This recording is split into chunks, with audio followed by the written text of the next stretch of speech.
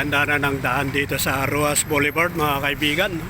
Konkrito na to kahit na ano pang laki, ano pang bigat yung dadaan dito ng mga trucking na malalaki ay hindi na basta-basta masisira itong kalsada rito dahil makapal yung siniminto rito kaya napakagandang daanan na ng mga motorista to, lalo na yung mga trucking dahil doble na yung bakal na nilagay rito.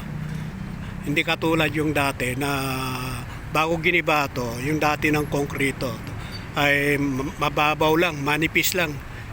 6 pulgada lang yung kapal dati ng konkrito.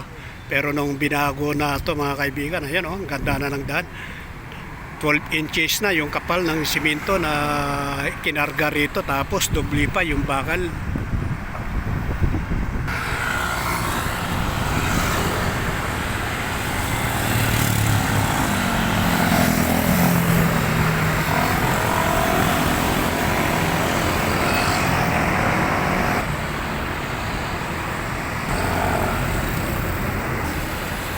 Ayan o, lalaking mga truck o, mga dumadaan.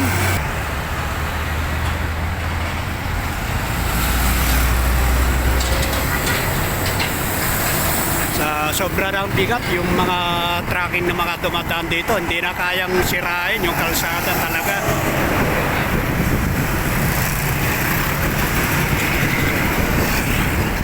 Makapal na yung bakal na nilagay dito. 16 mm yung bakal na nilagay, doble.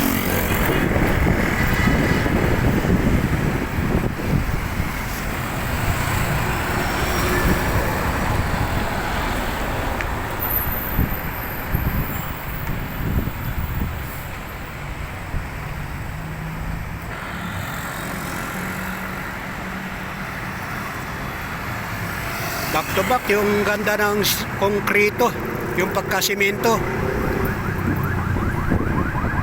Ang ganda ng daanan dito sa Ruas Boulevard mga kaibigan, no?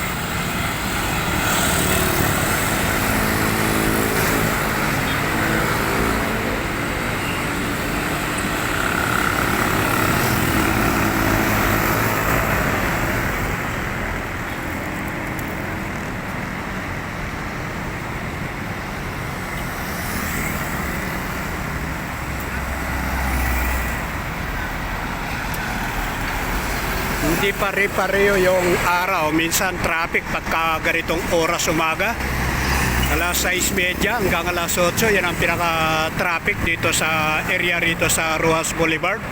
Pero ngayon hindi traffic mga kaibigan, magandang daanan na, maluwag yung kalsada rito dahil nga dire-diretso yung biyahe, hindi katulad dati lubak-lubak, pero ngayon hindi na dahil ito maganda yung kalsada pagkagawa.